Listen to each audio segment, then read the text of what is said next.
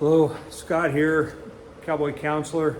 We're in the middle of this Arctic front that came down through Colorado. I don't know that we're getting it even as bad as some of the other states have gotten it, but it's not horrible today. I think it's like 17, 18 degrees outside. Wind's blowing. Here in the shop it's not too bad, especially with a coal fire going. I put a little bit more wood on it than what I necessarily needed to get my coal started. But it was just kind of nice to have that fire going to warm my hands on. I think today I want to make an ulu, and it just kind of struck me, and sometimes this will happen to me. I actually have paying projects I should be working on, but every now and then I'll just get the urge to make something I either haven't made in a while or I've never made before. I'm pretty sure I've made one of these, but I bet it's been a couple of decades ago. So an ulu is kind of it's a half moon pattern blade. In about, you can see where I've marked out my blade right here that I'm going to cut out, and your handle goes up on top. So probably more of a indigenous people type of thing. This is plate steel that I took from another project. I was actually doing a custom game rack for a vehicle, and I got that done. This is just one of the cuts out of that. This plate steel probably isn't the best knife blade steel you could ever come across. But I also like using historical steel, and I seriously doubt that native peoples, even when they did have iron and steel to work with, that they cared that much about the carbon content of it. They probably just grabbed whatever they could get their hands on that was scrap, and that's what I tend to do. So I'm gonna make this, I'm gonna harden it up as best I can, and hopefully be able to demonstrate the making of this ulu knife. And I'm just kind of winging it as I go. I haven't really watched any tutorials on it because honestly, I don't think it'll be that complicated.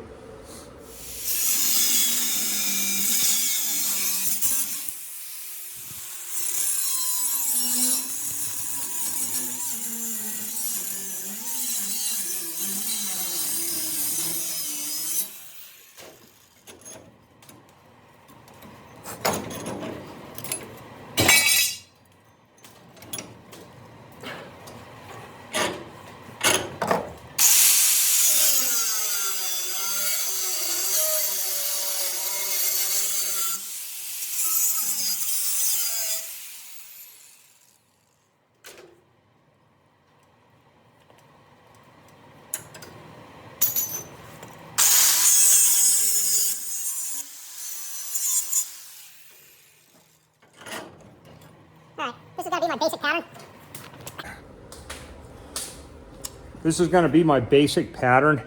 Not even really all that straight. I'm planning on just tidying that up with the grinder as I go. Actually, I've got some slag left over from when I cut that with a torch. I'm going to grind that off. And then I'm going to throw it in the forge, heat it up just so I can forge out the lower edge of my blade. I don't like grinding an edge when I can hammer the edge out. It's more of a traditional way of doing it and a little bit less grinding.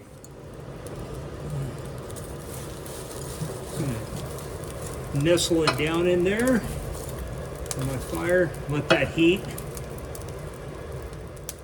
While that's heating, I'm going to select a piece of antler, and I'm hoping I have a scrap here that will work about right for that. I always hate to cut apart a really pretty, well actually that one's already missing a tip for some reason. Let's see, I'm thinking that would be about the right configuration. If I cut that about there, that'll give me a handle that I need that I think will work great for that. Okay, I'm gonna forge out the leading edge of that blade. If you're not forging and you wanna make one of these, you could easily just grind that out with an angle grinder, belt sander, whatever you have. Since I am a blacksmith and I make a lot of knives, I do like to forge a leading edge. I guess I feel like it compacts the steel a little bit. You're also not wasting steel, but if your only option is to grind, that is perfectly acceptable. So as you see, I'm just kind of narrowing out that edge. My anvil is so cold, it's gonna suck the heat out of that right away. So it's going back into the coal forge. Okay.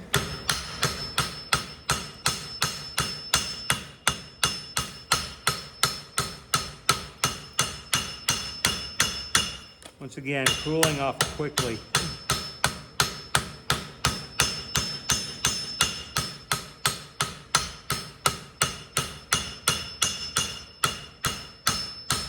Now I'm holding it flat on the anvil. I'm just kind of straightening that edge. I'm gonna go ahead and punch a hole in the top right about here that I can drill a corresponding hole in my piece of antler and then set it in there with a rivet. Okay, if you don't want to punch this, once again, you could also just drill this out. I think I'm just gonna go one hole.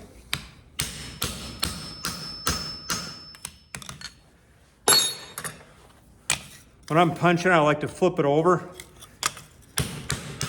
flatten it out a little bit, and let that cool down, maybe to a dull red heat, before I come over to the pritchel hole. And that way I'll get a good, whoops, wrong pritchel. Still the wrong one. Okay, story of my life. I gotta figure out where I laid down the pritchel I was using. I guess it was that one. Okay. Lay it over the pritchel hole. And we've got a good clean cut hole. Got a little bit of a burr on the back. I'm gonna finish leveling this. From here I can just cool it. I'm gonna do the little bit of grinding I'm gonna do on this before I harden it. Because if you harden and then try to grind, you've got more work cut out for you. You really want to work on your steel while it's still kind of soft. I think that's pretty straight. Yeah. That's going to cool so fast. I'm just going to lay it on the concrete. And I should be able to pick it up in about a minute with gloves on and do a little bit of shape grinding on it.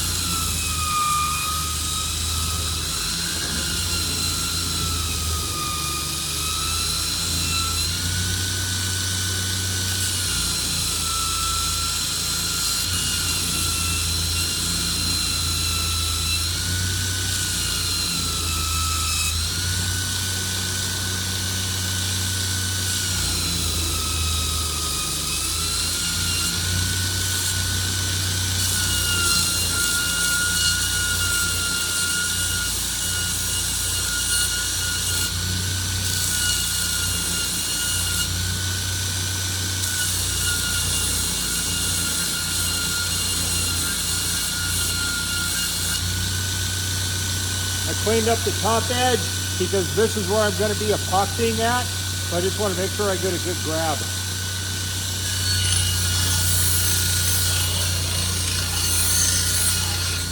I'm just kind of rough shaping an edge into it so I can see what I'm dealing with.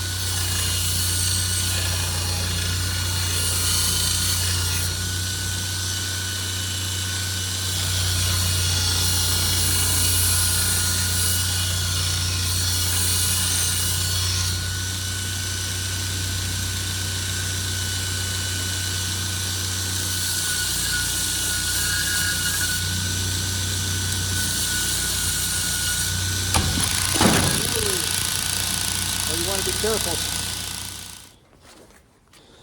Yeah, I don't have that happen very often, but it grabbed a spot on there and ripped it right out of my hands. And real easy way to get cut, get injured, and maybe severely or maybe just bad enough that you can't carry on for that day. I was lucky today. From here, I'm going to go ahead and throw this blade back into the fire. It's ready to be reheated and hardened. So let's go over to the coal forge. Yeah, I'm going to quench this blade in oil. Actually, this is used vegetable oil. And I have pretty good luck with random steels that I'm really not all that sure of the content, the hardness, what exact grade of steel it is, we're just going with an oil quench. Water generally is going to crystallize your steel. Might come out hard, but it might also come out brittle and break on you. Too much of a straw pattern inside your steel. So in other words, the molecule is just the way that they close up. So generally, with mild steels, I do pretty good with vegetable oil. So that's what we're going to do. Okay. There we go. Oh my goodness. Mostly worried about my bottom edge. Make sure we get that as hardened as we can. The rest of it's never going to have any real stress on it, like a sword blade or something like that. Okay. I'll let that cool off in there. Okay. I'm going to wire brush some of that scale off of there.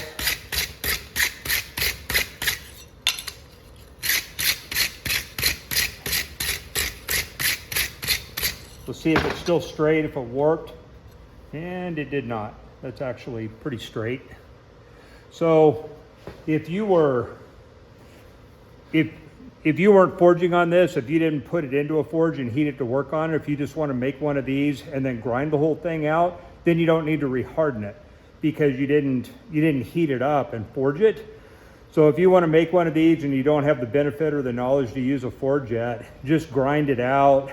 Hit that leading edge with a Makita grinder, a 4-inch grinder, whatever you have, sharpen that, and it would make a beauty. Okay, I didn't have a Dremel tip that I needed, so oddly enough, a drill bit worked just fine for that. I cut just a line of holes along there and then just used the sharpness of the drill bit to cut across, and that worked fine. So if you're looking to do this at home, that would work. You don't need to use antler. You could use bone, or you can just use a chunk of wood and do the same thing with that. I honestly don't even think you would have to pin this in here. I think if you just epoxied it, it would be fine. I'm just so used to pinning knife blades. So that's how that fits in there. And that's actually a pretty good tight fit. And generally what I do is I just kind of mark with my thumb, and then I come up and hold about where that hole is going to wind up on the antler or the wood or whatever it is I'm doing. And then I just mark that with a Sharpie or the sharp point of a nail and drill my hole there. Okay, I got my hole lined up and that nail is going in there tight enough. I'm going to epoxy it and then drive the nail through and mushroom both sides a little bit with a hammer. And then all the rest of the finish work, including the grinding on the antler, I'm gonna do after that is set. Okay, I'm in my shop office now where it's heated. Otherwise, I wouldn't have a prayer working with this epoxy. This is just a 2-part, 5-minute epoxy. I believe it's DevCon. Just comes from Ace Hardware. Works really well. So I'm gonna go ahead. It mixes side by side. Probably that's going to be about enough. Yeah. I'm going to back off the plunger a little bit so it doesn't all sit there and leak out. I've had that happen about 100 times before I learned that lesson. I'm going to try really hard not to make a big mess. I'm bad when it comes to working with epoxies, paints. I get into a hurry, get it all over my hands. I would rather be using pine pitch or something else, but unfortunately that's not going to last over the long haul like this will. Make sure we get a really good mix on this.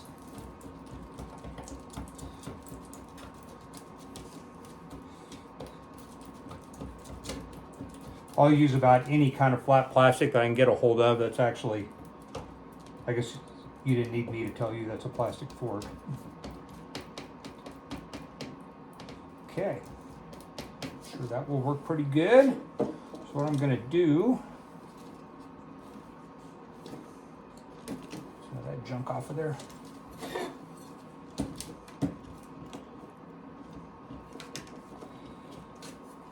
Get the blade fairly well coated.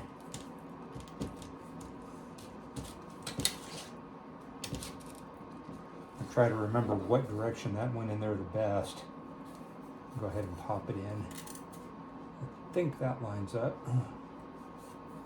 Feels about like it did when I had it out there. A little bit more in there. Like every project I do, I'm almost certainly going to have to mix up another batch of epoxy just to fill in all the gaps. And that's fine. Yeah, I think that'll be good.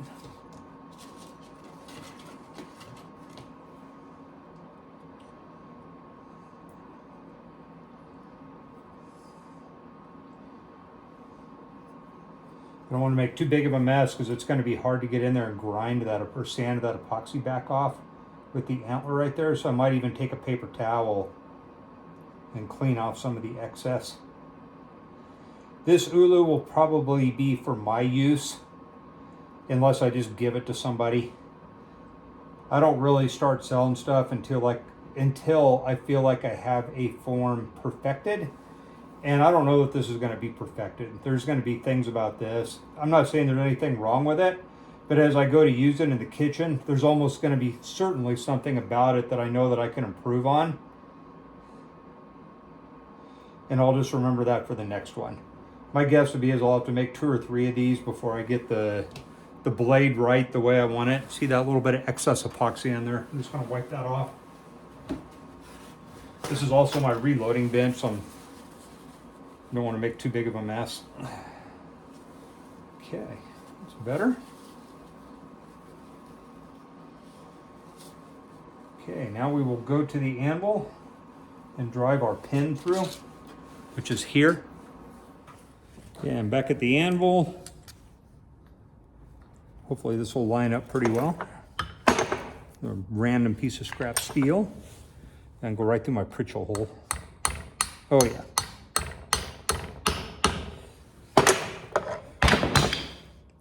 Whoops. That is going to set in there pretty good. I'm just going to leave it like this.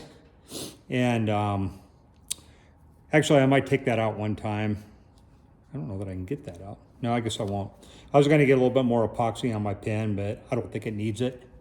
I'm going to let it dry just like that, and then I'll snip that pin off later on. And I'll probably just hammer down on this side to mushroom it out a little bit to help it hold. So that's where we're at today. Okay, here's what we've ended up with today. I'm definitely not gonna push this. I'm gonna let it dry for a good 24 hours and then finish working on it tomorrow to when I know that that epoxy is set. I pushed that envelope before and then had my epoxy release, or it just didn't come out the way I wanted to. So I'm gonna be patient. My guess would be is I'll do another video of me finishing this and maybe do a little bit of knife sharpening and maybe show you what it looks like cutting vegetables or slicing meat. So my lesson for today would be try new things. I don't think I've made one of these before. In all my years of making knife blades, I don't remember. I've made some of them that were more skinning blades, but they still had the handle that came up. It's also a cold day. I was bored in the house. I'm tired of watching TV already. I have a nice setup out here, and honestly, I didn't get cold working out in the shop with as cold as it is because I'm interested in something. Now I think I will go back inside and stoke the fire up and get warm for a while. So over and out. Stay warm.